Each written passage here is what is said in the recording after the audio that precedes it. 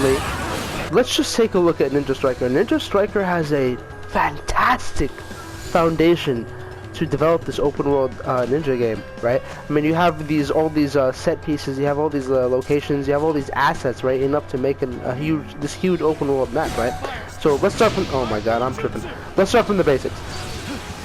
The first thing that needs to be done is to create the map, and the map can be the entirety of the what do they call it? The Land of Fire, and there's like there's like 5 lands, right? Land of Fire, Land of Water, Land of whatever.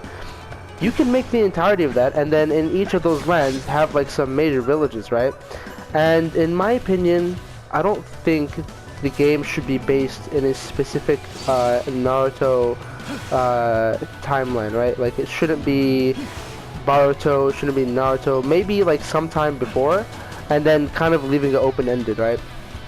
So let's say like before the actual Naruto story occurs, but like not super strict in that, you know, for example, like Minato can't die and Jiraiya has to survive and that kind of thing.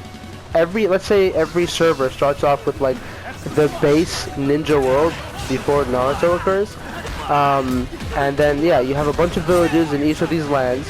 You have all the established villages, but then a few other villages, right? And then each player in the beginning of the server is born in a village as part of a clan, and each clan has their own specific, you know, powers or bloodlines, or you could just be a basic person. That's just randomly generated, right?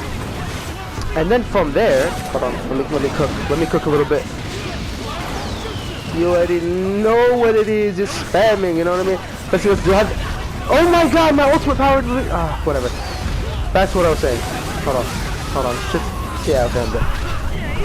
So yeah, you're born from a random clan in a random village. These villages can be the actual real villages we see, like the Cloud Village, the Leaf Village, etc., or they can be random villages. That's at the beginning of the server lifecycle, right? And then obviously, as you go on, as you play, as the server continues with this lifecycle, players, or ninjas in this case, can progress, right? They start off as these little kids. They have to go through the tuning exams. The way that a tuning exam can be established is the Hokage of whatever village. At first, it's all going to be AI, right? Because in the beginning of the life cycle of the server, no player is going to have progressed fast enough to own their own village, and that's a whole mechanic that I'm going to describe later. So in the beginning, AI facilitates kind of like the world of this game, right? The AI, what is going on here? Okay, Konohamaru. You know what? I'll just continue my spiel right here.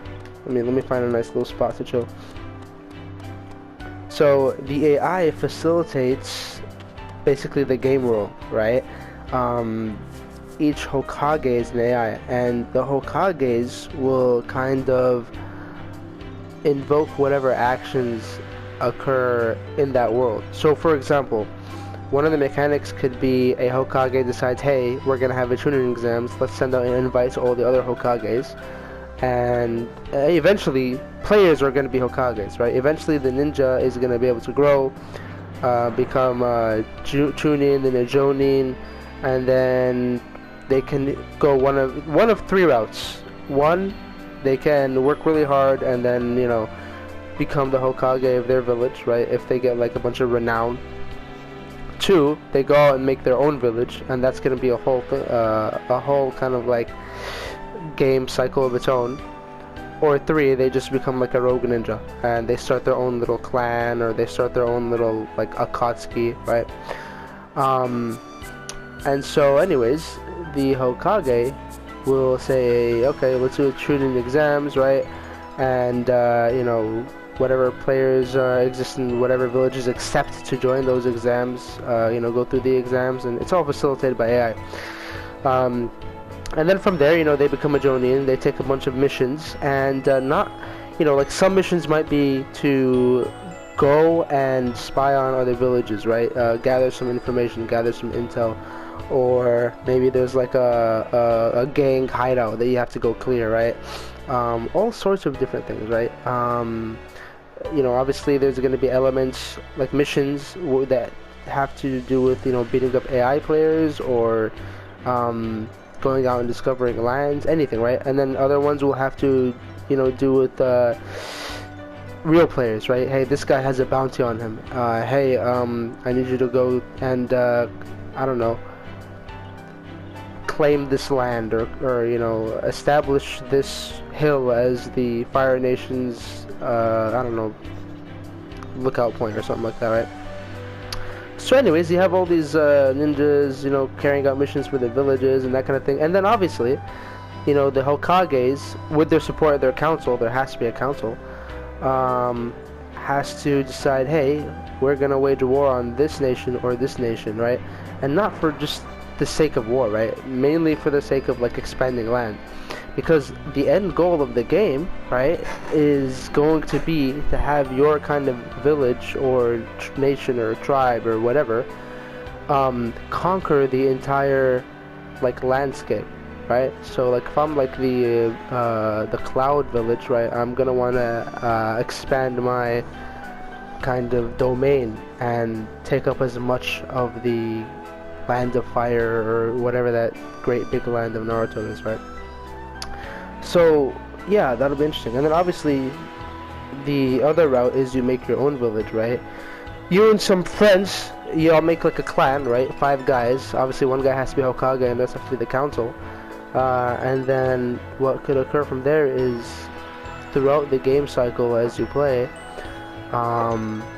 first you have to go and find a piece of land in the map to claim, right?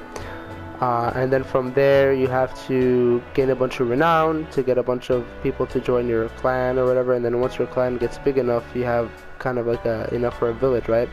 And somehow, I haven't kind of worked it out yet, but somehow you kind of have to somehow get NPCs to join you or follow you or do something. I don't know. You basically have to kind of round up a bunch of NPCs to join whatever establishment you're trying to create, whether it's like a rogue group or an actual village, or if you're just trying to, you know, establish your village. Now, anyways, later on in the late game cycle, right, in the late server cycle, eventually what's bound to happen is you'll have maybe like 1 or 2 really strong AI villages, you know, obviously filled with only AI players or a few real players who decide to stick to whatever village they spawned in. But then later on, there will be like probably 3 or 4 player owned and managed and established villages, right?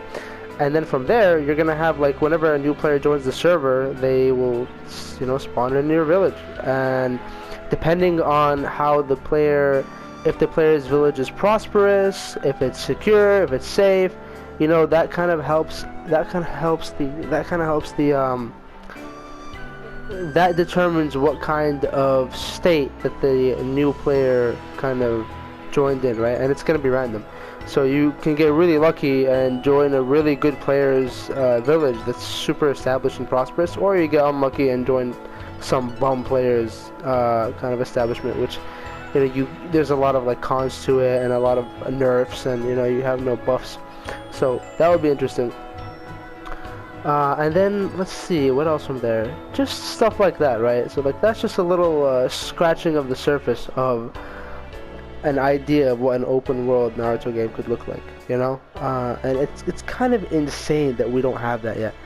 One of the biggest inspirations I've had for like kind of theorizing this is one of my favorite games, Conan Exiles, right? It's a game based on an already established IP, but you're not really like playing Conan's story or you know, playing the game in a specific timeline. You're just your own guy, your own character, and you're trying to be like the best within a Conan kind of landscape and universe. So similarly for this, I mean, dude, look at this. Here you got kind of the what do they call it? Konohaguru. I don't know. You have Naruto's village. You know, based on what village you're at, you can have these stone faces of of of the line of Hokages of your freaking village. So over time, you know, a bunch of players have their faces on here. Some villages don't do that. I don't know. Maybe that's something you can establish. I mean, dude, you can have multiple clans in your village. You can assign one clan to be like the police force, you know, and they have to carry out tasks and missions and, you know, maintain their village. So like, dude, there's so much you could do with this, right? Like, in a village by itself, you would have so many tasks and activities to take care of, right? But then outside of it, you know, it would just be so interesting, I feel like.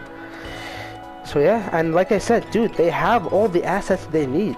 Look at this. This is a village in itself. All these characters are custom characters, right? Let's see, how do you unlock clothes and stuff? You know, in Conan, you have to go build everything by scratch. Man, was this guy supposed to talk to me or what? Whatever. In Conan, you have to build everything yourself, right? You have to go in and mine a bunch of freaking stone and all that nonsense. And we don't need to do that bullshit, right?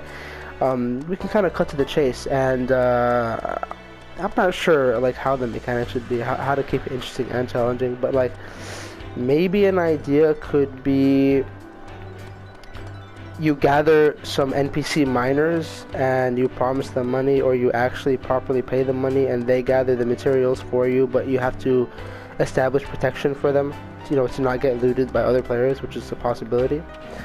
And then once they've gathered all their mined stone or wood or whatever material, then it's up to you as the Hokage to decide how you want to build it, right? You'll have like these pre-established like pieces, for example. You know, you don't have to like set each brick by brick like in Conan. You just have like, okay, if you have like 30 pieces of stone, then you're able to build a road or a specific, like, you know, monument or something like that, right? And then obviously there could be infiltration missions, you know, similar to how like Orochimaru infiltrated the Leaf Village during the Chunin exams, right? You can do these like surprise attacks where you destroy an entire village if their security is not well maintained, right? You can be an Anbu Black Op, which gives you extra special perks and reconnaissance like abilities and that kind of thing. If you wage like an entire war, you know, like you know, there would be like tactical challenges for like the Hokage or whoever the hell the Hokage appoints as the commander for like the army. Just a lot of things you can do. And then obviously on top of that, I mean, this one's a little more specific and a little more challenging to implement, but maybe something in the future if they, you know, develop a good game. Rebellions, right? Like, if a certain clan is not being treated properly and they feel very prideful, then that clan can rebel within the village, right? And you have to suppress it, or you have to fight it, or you can try to prevent it.